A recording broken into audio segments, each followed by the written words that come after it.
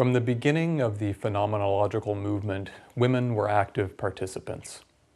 Among the dozens of students who studied phenomenology in Göttingen and Freiburg under Edmund Husserl, and in Munich under Theodor Lipps and Alexander Fender, three names stand out: Hedwig Conrad Martius, Edith Stein, and Gerda Walther.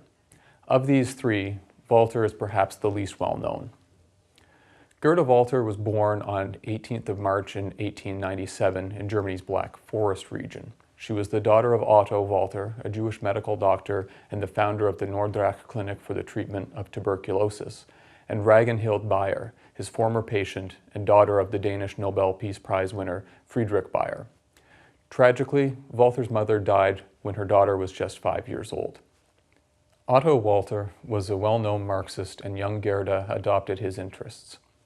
She began her studies at the Ludwig Maximilian University of Munich in the winter semester of 1915-1916, with the intention of focusing on politics and sociology. She hoped to become a political agitator. However, during her first year in Munich, Walther came under the influence of Fender, and her attention soon shifted to philosophy and psychology. The foundational text of the phenomenological movement, Husserl's Logical Investigations, was published in 1900 and 1901. While a small group of students began forming around Husserl in Göttingen to study this new descriptive psychology that aimed to serve as the groundwork for a radical critique of knowledge, a group of psychologists in Munich also became deeply interested in Husserl's work. These were the students of psychologist Theodor Lipps. Among them, Alexander Fender, Moritz Geiger, Adolf Reinach, and Johannes Daubert. These students began traveling to Göttingen to study with Husserl, invading his seminars and founding the Göttingen Circle of Phenomenologists. After Husserl moved to Freiburg in 1916, the connection to the Munich group remained. In the summer of 1917, Fender sent Walther to study with Husserl. Over the course of 6 semesters in Freiburg, Walther attended the lectures of Husserl as well as his assistants, Edith Stein and Martin Heidegger. She befriended Ludwig Ferdinand Clauss, Otto Grundler, and Karl Lowitt, and gave the opening lecture at the inaugural meeting of the Freiburger Phänomenologischen Gesellschaft in the fall of 1918. This paper, which was critical of the notion of the pure ego, was Gerda Walther's first foray into Husserlian phenomenology and influenced much of her future work. An important event occurred in Walther's life during her time in Freiburg, which began her journey towards the phenomenological study of the mystical.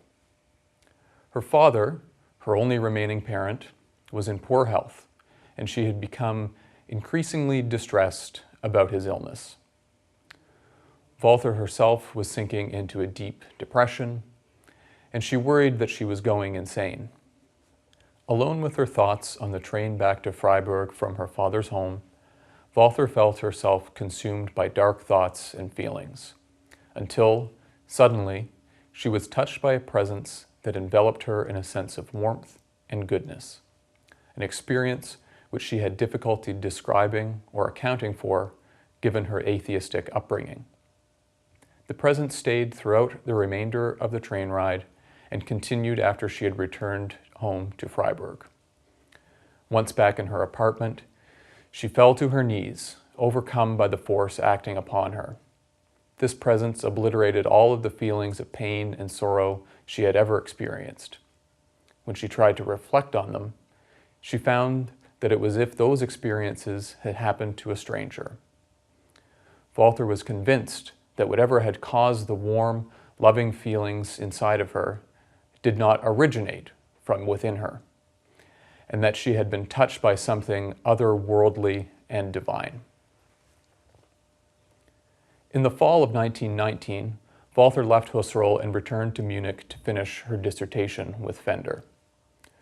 Her thesis was a study of social communities from both an ontological and a phenomenological perspective.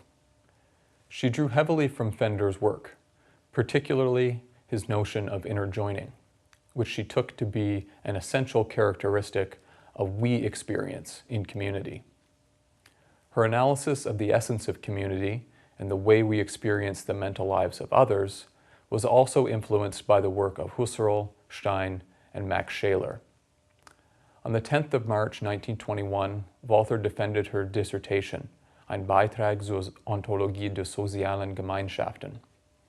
She was awarded her doctorate summa cum laude, and the text was published in Husserl's Jahrbuch in 1923. It was also during this time that Walther began her philosophical investigations of the mystical, encouraged not only by her experience on the train, but by her friend Jeste Berg, who introduced Walther to parapsychology, and her growing fascination in the circle of writers around Stefan Georg. In 1922, Walther moved to Heidelberg with the intention of beginning her habilitation under the supervision of Karl Jaspers. However, financial struggles forced her to abandon this project and find other employment. The various jobs she took thereafter, first in a state mental hospital, and then as the assistant to Hans Prinzhorn and Albert von Schrenck-Notzing, shaped her future philosophical interests in the abnormal psychology and the paranormal.